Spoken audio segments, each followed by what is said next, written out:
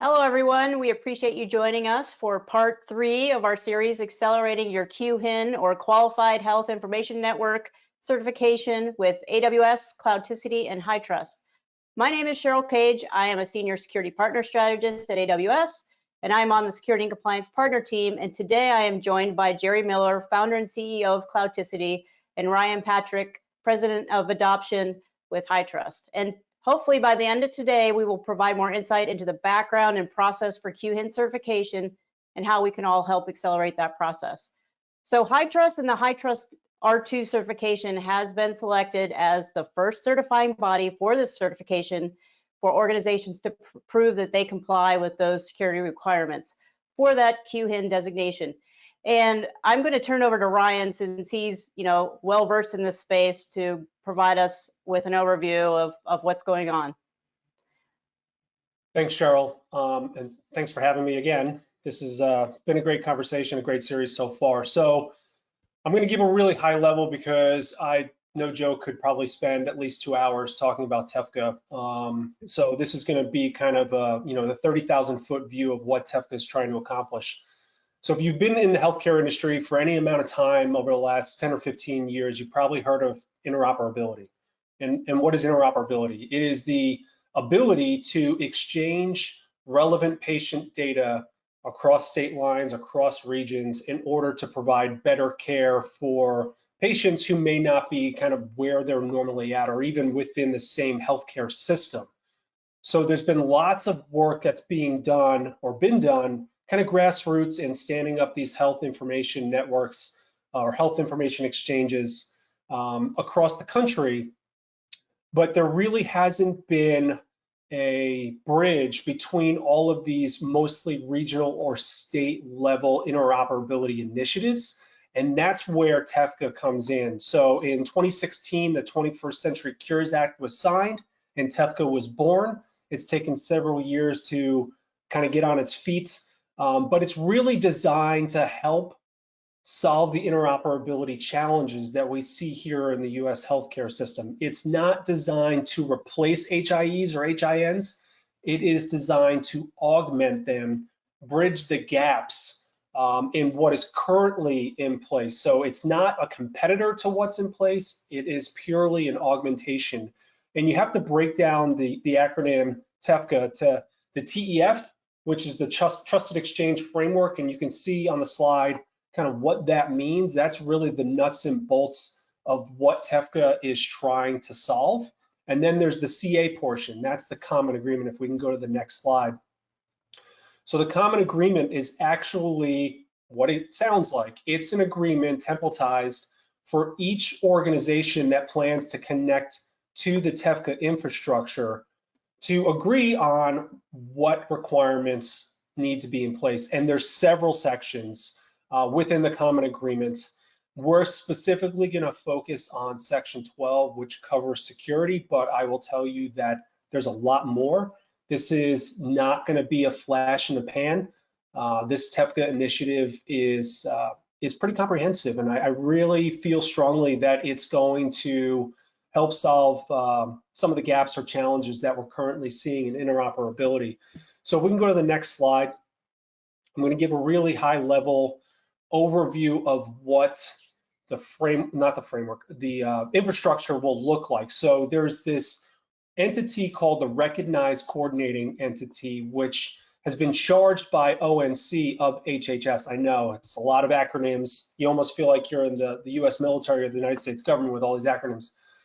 So the RCE is kind of the enforcement or oversight arm for ONC for the TEFCA initiative.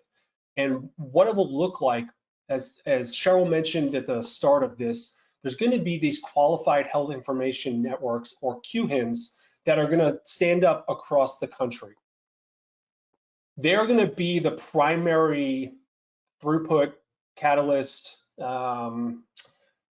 entity exchange platform for the data itself. Now, there's probably only going to be a couple hundred QHINs on the high side, at least in my personal estimate, that will be stood up.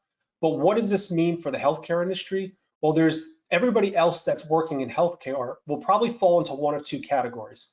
You're either going to be a participant those connecting directly to a QHIN to either send or receive data, or a sub-participant, those who are connecting to participants to send and receive data. So you can see on the diagram on the slide, it's kind of an interconnected web of networks that are working to harmonize the exchange of data. So the application process for QHINs, as was just released last week, it's now defined what the QHINs have to do to become designated as a QHIN, and it's not something that's going to happen overnight. There's a lot of requirements, as I mentioned, within the common agreement that each QHIN is going to have to attest and prove that they have in place, to include interoperability testing and, oh, by the way, security, privacy, and a number of other requirements. So it's on its way. I can tell you that it's a long time coming. I don't want to say changing every single day, it's evolving. Lots of questions are still out there, but there's also a lot of answers that are coming on a daily basis. So I encourage you to keep on checking back with HITRUST at Cloudticity and AWS as more information becomes available. But I can tell you likely that most of the healthcare system will be impacted by TEFCA in some way, shape, or form.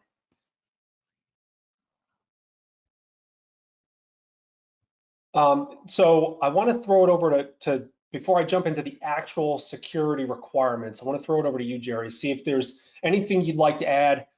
Are your customers hearing about this? What's the word on the street? Yeah, so Cloudticity protects a number of HINs and HIEs across the country.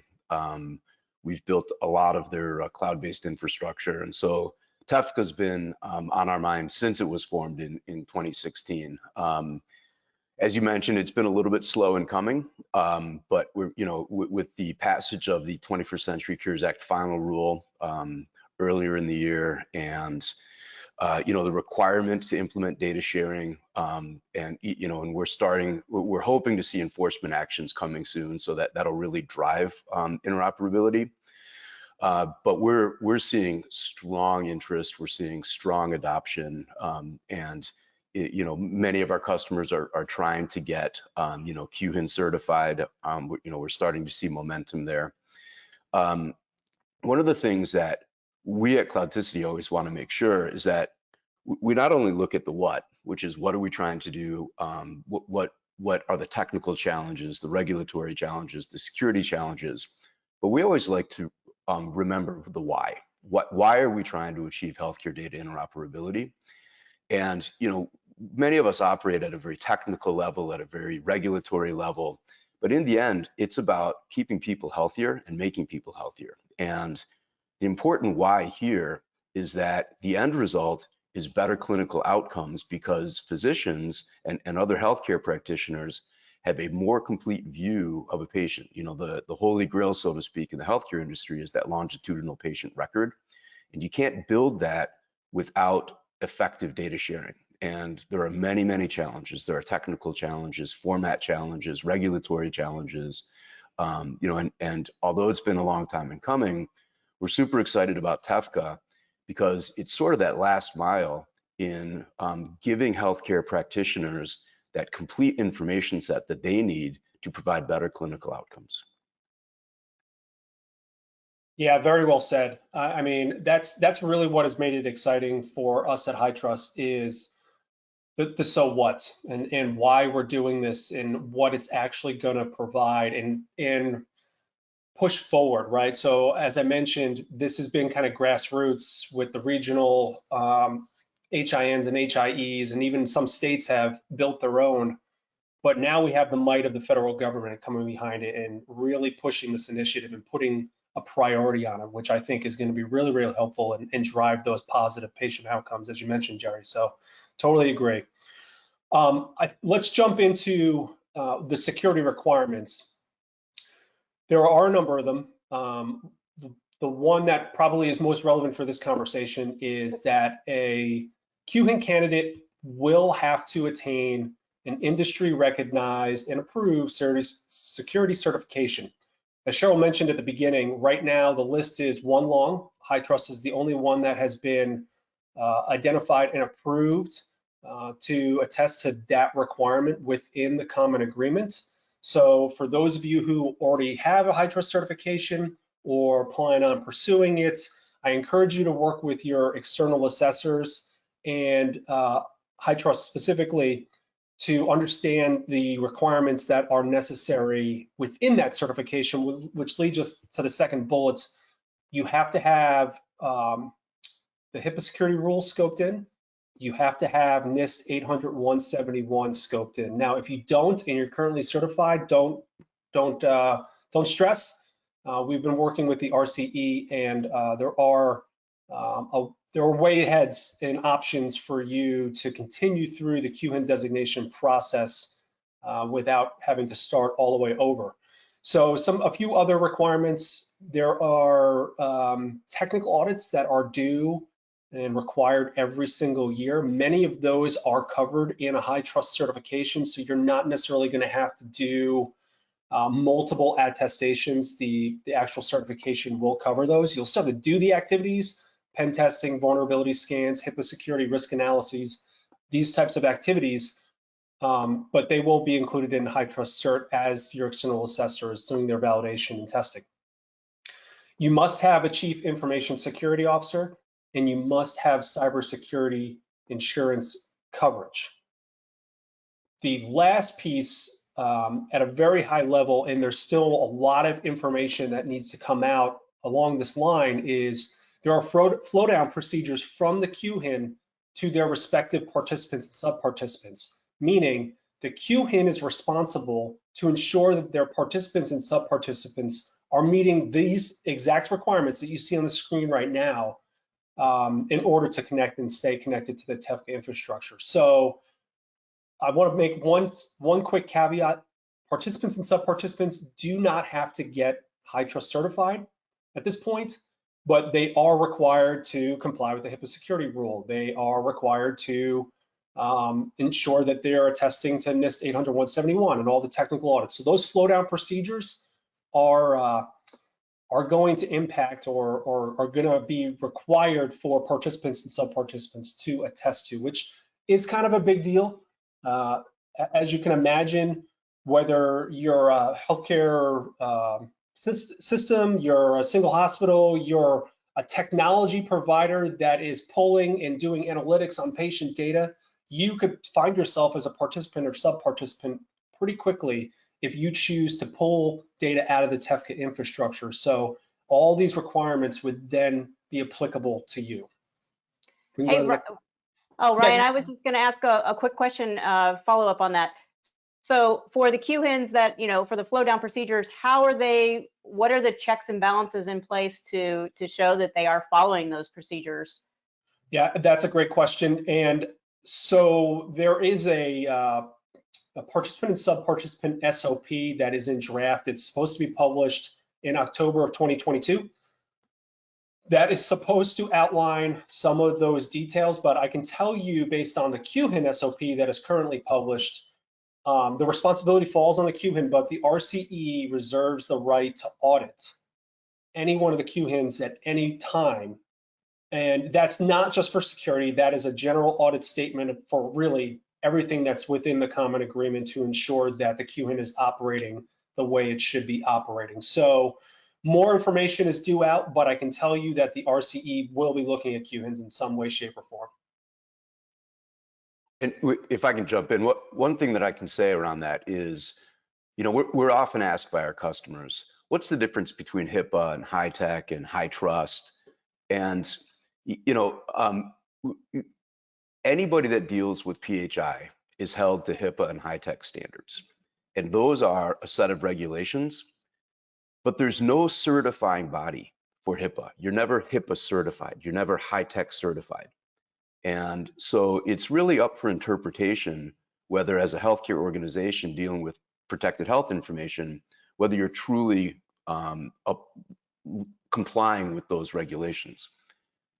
Where HITRUST comes in is HITRUST is almost a certifying body because the Common Security Framework, the CSF, is a high level of assurance that an organization is complying with those regulations. And so even though TEFCA doesn't require participants and sub-participants to have that same level of attestation that the QHIN has, unless that those organizations invest in some level of assurance, it's going to be very difficult for them to prove HIPAA compliance and high-tech compliance and NIST compliance. And so we're strong advocates of high trust certification, even where it's not required, because while it's not easy to attain and maintain, it is somewhat of an easy button if you're ever audited to just pull out your high trust report.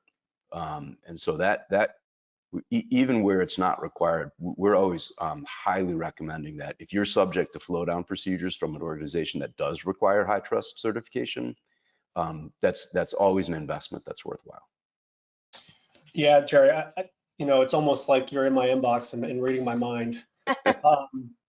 I will tell you that we're encouraging potential participants and sub-participants to explore high trust. Well, it sounds somewhat self-serving, but I can tell you that because each QHIN will kind of operate independently, they may come together and decide that they want to set a minimum set of security standards.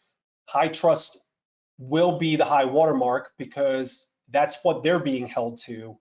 So why not be held to the same standard they are? Then you won't have to worry. And oh, by the way, you can actually leverage high trust to demonstrate HIPAA compliance right out of the tool. So you can leverage the work. If you go back to our first session, assess once, report many, you can leverage the work you do, say for TEFCA, if you decide to pursue high trust, to attest and demonstrate compliance to government regulators, other business partners who want to see that you're doing what you're supposed to be doing from a HIPAA perspective. So there's lots of synergies to take a hard look at how organizations can leverage the high trust assessment. And that's not just to say the high trust R2 assessment, right? I call it a significant emotional event. Let's call a spade a spade. It's tough, it's hard, but it makes you better. But we do have other assessments within the high trust portfolio that still can provide the level of assurance needed for this type of scenario. Yeah, are you talking about the I-1? The I-1, and we have a lower level assurance mechanism called the basic current state, or BC. Yep. And I think for my next question though, for prospective QHINs, what is their next step? How should they get all the information you just provided us? What is their next step? Yeah, so actually the RCE, I was at a conference a few weeks back.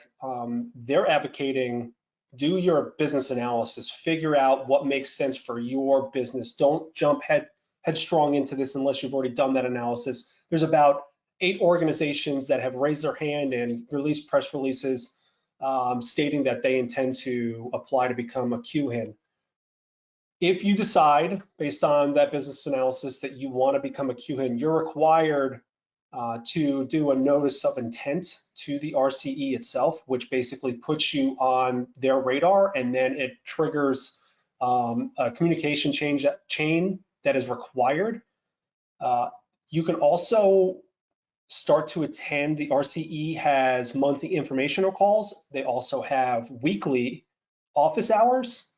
And that's talking about all of TEFCA, the common agreement, what it's going to look like, answer all those types of questions, put out new information.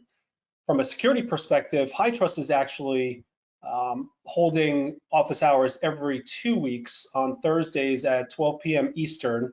If you're interested in that, you can contact High Trust. We can get you on that list. And we're talking specifically about Section 12 of the Common Agreement, the QHIN SOP, and eventually the participant and sub-participant SOP.